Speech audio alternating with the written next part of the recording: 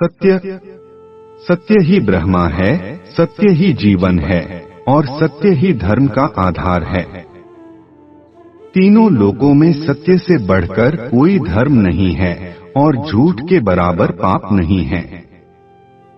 कबीर जी ने कहा है, सांच बराबर तप नहीं, झूठ बराबर पाप।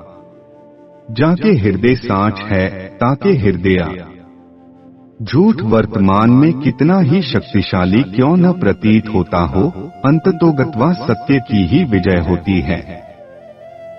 सत्य का पालन ही मोक्ष मार्ग का विस्तार करने वाला है। सत्यमेव जयते नानृतं सत्येन पंथा वित्तो देवयाना।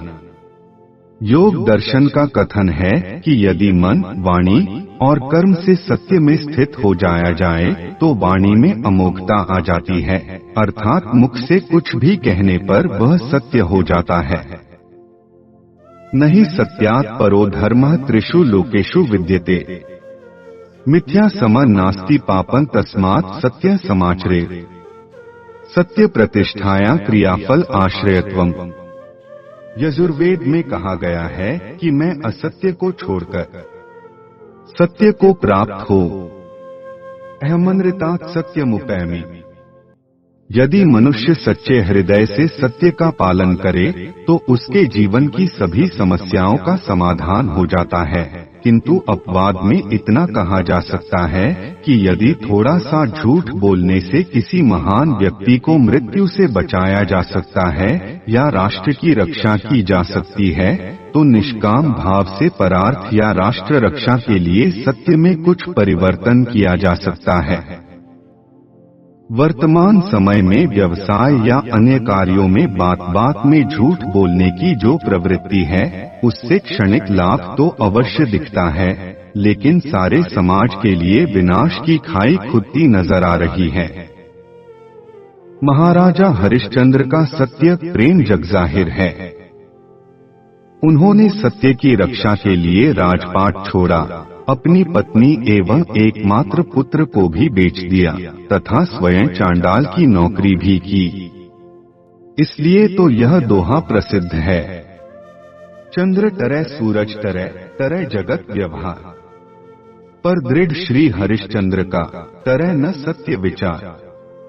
प्रायः यह माना जाता है कि सत्य के प्रभाव से महाराज हरिश्चंद्र जी को वैकुंठ की प्राप्ति हुई।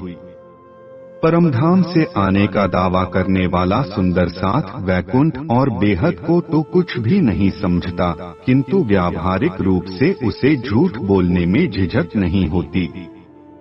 ऐसा करने से तो ब्रह्म मुनि कहलाने की गरिमा ही नष्ट हो रही है।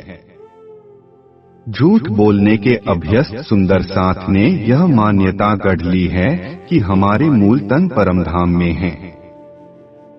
यहाँ के पाप पुण्य का परमधाम के उन तनों से कुछ भी संबंध नहीं है, क्योंकि यह कार्य तो जीव करता है। हमारी आत्मा तो जीव पर बैठकर मात्र खेल को देख रही है। इस मिथ्या धारणा को हटाने के लिए सुंदर साथ का यह उत्तरदायित्व है कि श्रीमुखवाणी के कथनों को ध्यान से देखें एवं अपनी अंतरात्मा की आवाज पहचानें। श्रीमुखवाणी का कथन है, सांचारी साहेब सांच सो पाइए, सांच को सांच है प्यारा। ग्रंथ कीर्तन प्रकरण 8 चौपाई 7।